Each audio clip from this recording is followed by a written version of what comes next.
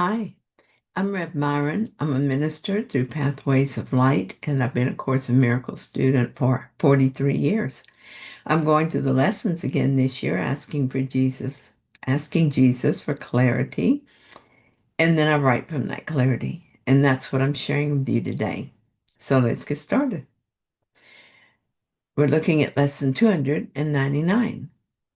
My holiness is far beyond my own ability to understand or know. Yet God, my Father, who created it, acknowledges my holiness as His. Our will together understands it, and our will together knows that it is so. Father, my holiness is not of me. It is not mine to be destroyed by sin. It is not mine to suffer from attack. Illusions can obscure it, but cannot put out its radiance nor dim its light. It stands forever perfect and untouched. In it are all things healed, for they remain as you created them. And I can know my holiness, for holiness itself created me, and I can know my source, because it is your will that you be known. We're told that we are the holy sons of God. The body image is not holy.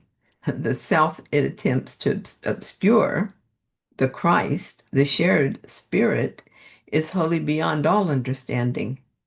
We are holy through no effort of our own, but we were created holy when God extended Himself to create us. Thus, our holiness is eternal and unchangeable. No matter what happens in these stories, we remain holy.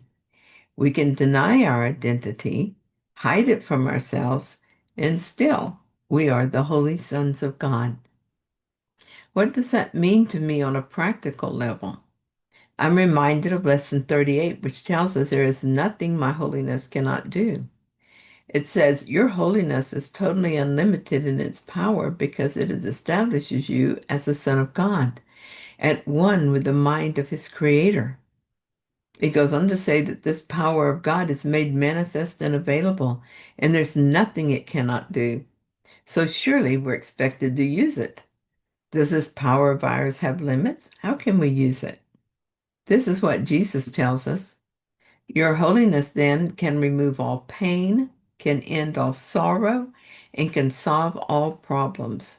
It can do so in connection with yourself and with anyone else. It is equal in its power to help anyone because it is equal in its power to save anyone. This seems incredible as long as we think of ourselves as a human being, a body, and a personal self separated from all others and from God. This misidentification, when believed, limits all things. If we believe in the body as who we are, we will experience the limitations of the body. That is how powerful we are. Even in our attempts to limit ourselves, we succeed because we choose that state through the power of belief. Our power can become obscured, but it can never be lost or changed in any way because it is for us, but not of us. It is the power of God within us. This is how I pray for myself and others in my heart. To the best of my ability, I set aside the picture they present as irrelevant. Their problems are illusions, each one merely a mistaken thought. No one bigger than another. I call on our holiness to put all things right. Our holiness is equal in its power to help anyone because it's equal in its power to save anyone. Lesson 38 says something remarkable. It says the purpose of today's exercise is to begin to instill in you a sense that you have dominion over all things because of what you are. Let that sink in, and then practice wielding that power on behalf of yourself and everyone. Thinking of that, I feel overwhelmed. What if I help in a way that causes unexpected consequences? Well, that's why I don't ask for a specific outcome. I simply ask that His will be done and all things be set right. In my reduced state as a person disconnected from the allness, I cannot know the best outcome.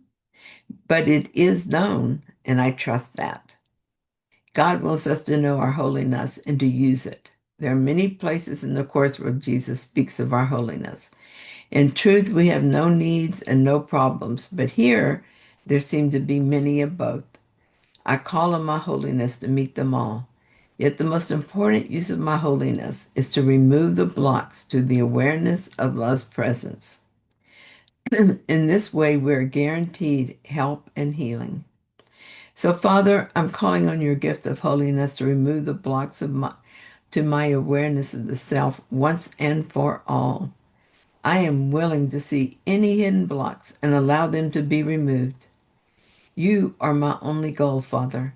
I wait in happy anticipation to see how this will unfold, and my heart swells with love and gratitude that I am very holy indeed, even when I hide my holiness from myself.